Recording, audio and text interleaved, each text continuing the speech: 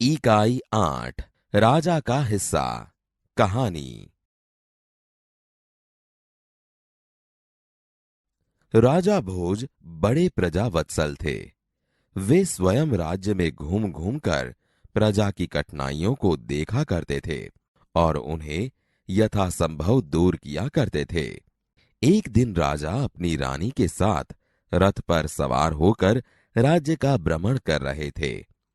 वे राजधानी से बहुत दूर निकल गए।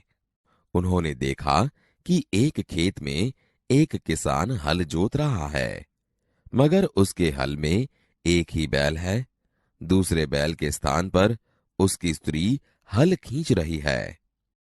राजा भोज ने रथ रोका और किसान के पास जाकर कहा, भले आदमी, तुम यह क्या अत्याचार कर रहे हो? भला कहीं स्त्री को भी हल में जोता जाता है? मेरा एक बैल मर गया है, दूसरा बैल खरीदने के लिए मेरे पास धन नहीं है। अगर खेत न जूता तो मैं खाऊंगा क्या? कहकर किसान पुनः अपने कार्य में लग गया। उसे क्या पता था कि उससे बात करने वाला कौन है। राजा ने कहा, अरे भाई, जरा सुनो तो। जो कहना है मेरे साथ चलते चलते कहो, मेरा काम क्यों रोकते हो? किसान ने कहा। राजा भोज उसके साथ साथ चलने लगे। अपने काम के प्रति किसान की लगन देखकर राजा भोज बहुत प्रभावित हुए।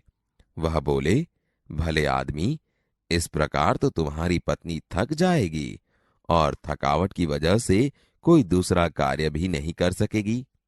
किसान बोला, तो फिर तुम ही बताओ, मैं क्या करूं? राजा ने कहा, तुम मेरे साथ चलो, मैं अपना एक बैल तुम्हें दे देता हूं, मगर इतनी देर मुझे काम रोकना पड़ेगा। तुम ही बैल ला दो। किसान बोला, अच्छा ऐसा करो, तुम अपनी पत्नी को रथ के पास भेज दो, वह मेरी पत्नी से बैल ले आएगी। तब तक मैं तुम्हारे हल में जूतूंगा। राजा ने कहा। किसान इस बात पर राजी हो गया। राजा भोज हल में जुत गए और किसान की पत्नी रथ के पास चली गई। उसने रानी को सारी बात बता दी। रानी ने पूरी बात सुनकर कहा, तुम्हारा बैल तो कमजोर होगा, वह हमारे बैल का साथ नहीं दे सकेगा, इसलिए तुम दोनों ही बैल ले जाओ। किसान की पत्नी दोनों बैल लेकर खेत पर पहुंची। किसान बहुत प्रसन्न हुआ। राजा भोज ने कहा, अगर कभी कोई दिक्कत हो तो मेरे पास आना। कहकर राजा भोज ने उसे अपना परिचय दिया तो किसान बहुत शर्मिंदा हुआ। उसने राजा से बार बार क्षमा मांगी। राजा प्रसन्न होकर वापस चल दिए। उस बार उस किसान के खेत में बहुत अच्छी फसल हुई। उसके आश्चर्य का ठिकाना न रहा जब उसने देखा कि खेत के जितने हिस्से को राजा भोज ने जोता था उसमें मोती उगे थे, बाकी के हिस्से में उम्दा किस्म के गेहूं उगे थे। किसान बहुत प्रसन्न हुआ। किसान ने सारे मोती इकट्ठे किए और राजा भोज के पास जा पहुंचा। उसने सारे मोती राजा भोज के चरणों में रख दिए और राजा को सारा किस्सा कह सुनाया।